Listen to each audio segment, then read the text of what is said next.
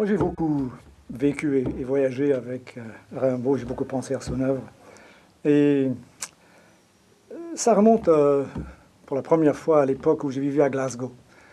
À Glasgow, cité industrielle sur le déclin, un désert de bitume, comme disait Rimbaud, pleine de nappes de brume et de sinistres fumées noires avec des feux fuligineux. C'était vraiment ma saison en enfer. Et c'est à ce moment-là que j'ai fait la connaissance de Rimbaud.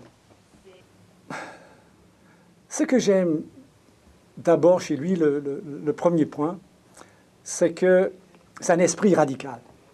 Je veux dire, voilà, par esprit radical, je veux dire plus qu'un rebelle ou un révolté, parce que ça, c'est souvent assez superficiel. Ça dure 3 ans, et ensuite, les gens rentrent dans l'ordre, parce qu'ils n'ont pas un esprit radical. Ils font du cinéma pendant un temps, ils font de la frime, et ensuite, ça se tasse. Hein.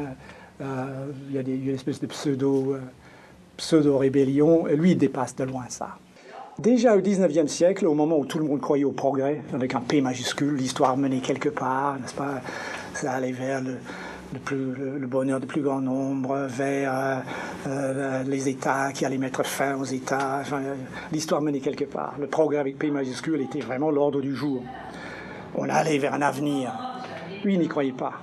Vis-à-vis du progrès avec P majuscule, il disait « Pourquoi ne tournerait-il pas ?» Donc vis-à-vis de ce que j'appelle dans mon vocabulaire l'autoroute de l'Occident, l'autoroute du progrès, lui, il la quitte. Il quitte beaucoup de choses, mais pas superficiellement, vraiment en critiquant profondément. Par exemple, il quitte la scène littéraire, qu'il connaît à Paris, notamment. Et qu'est-ce qu'il dit? Il dit des choses très, très dures, que beaucoup de gens ne peuvent même pas supporter. Il dit, par exemple, face à la scène littéraire, beaucoup d'écrivains, peu d'auteurs. C'est dur pour certains à avaler, mais c'est exaltant pour ceux qui savent exactement ce qu'il veut les dire. Un jour, qui êtes-vous? Qu'est-ce que vous êtes? N'est-ce pas? Il a dit un piéton, rien de plus. Formidable.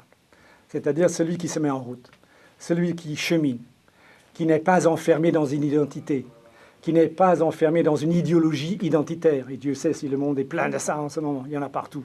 Lui, il dit, je suis un piéton, rien de plus. À d'autres moments, il dit, je est un autre. Cet autre qui reste indéfini. Mais c'est la potentialité de chacun, s'il s'ouvre à l'espace. Donc, le piéton dans la grande route. Je suis un piéton, rien de plus. Il y a une phrase de lui, au moment où il traverse les Ardennes, où il dit j'ai usé mes bottines pendant 8 jours sur le caillou de la route. Le mot caillou revient souvent chez lui. Quelque chose de dur, quoi, qui est là à la base. Donc, j'ai eu grand plaisir à le suivre, et je dirais plutôt l'accompagner, j'aime mieux ce mot-là. C'est un compagnon de route, Rimbaud.